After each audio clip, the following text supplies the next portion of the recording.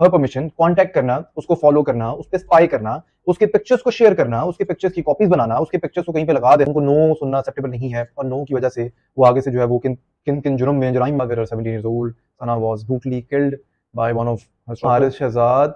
Recently an incident took place in Islamabad where her 17 years old Sana was brutally killed by one of her stalker. Unfortunately, despite there are laws which are available in Pakistan, but still कुछ उनकी awareness नहीं है. तो rather going into the facts of the case, मैं कुछ laws को upbring करूँगा, कुछ laws को share करूँगा.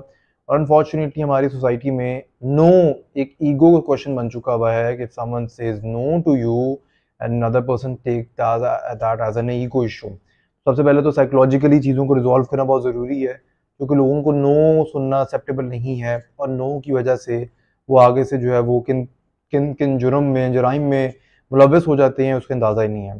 Today I will be discussing cyber laws, specifically cyber stalking. Section 24 of the prevention of electronic media crime act क्या कहता है? साइबर स्टॉकिंग होती क्या है? किसी को स्टॉक करना, पीछा करना.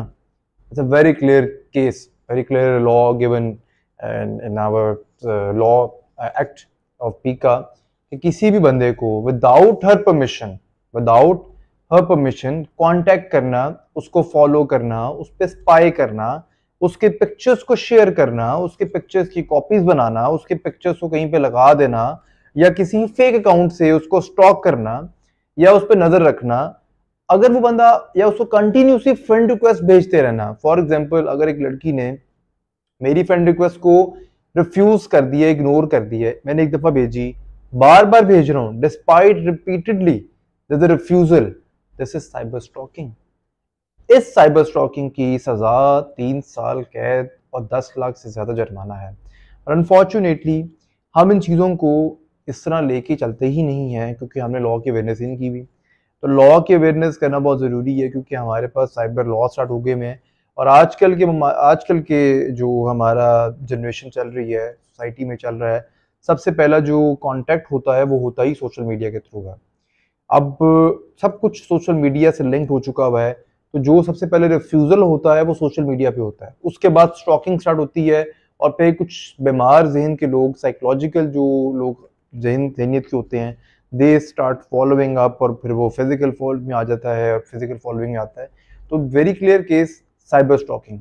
If you feel like that someone is stalking you, someone is spying on you, someone created fake pictures of you और वो आपको ब्लैकमेल कर रहा है, तो आपके पास राइट मौजूद है कि आप FIA साइबर क्राइम विंग के पास जाएं और अपनी ये कंप्लेंट लॉन्च करें और उनको अवेयर कर दें about the incident that this person is behind this. अगर तो आपको किसी पे शक है तो आप उसको नॉमिनेट कर सकते हैं कि दिस पर्सन आए feel like he is the one, वो जो इन चीज़ों के बिहाइंड है. तो FIA उसको इन्वेस्टिगेट करेगी और अगर इन्वेस्टिगेशन में साबित हो जाता है कि this person is behind this, तो उस पर ऑब्वियसली बात है फिर FIR और जो भी कलंदरा बन के जाएगा FIA की तरफ से. But basically it's very important for everyone to know what is cyber stalking. जब आप क्लियरली रिफ्यूज कर देते हैं, then refusal means there is a no. उसके ऊपर अगर बंदा रिपीटली कुछ करता है, then you have a right to approach the competent forum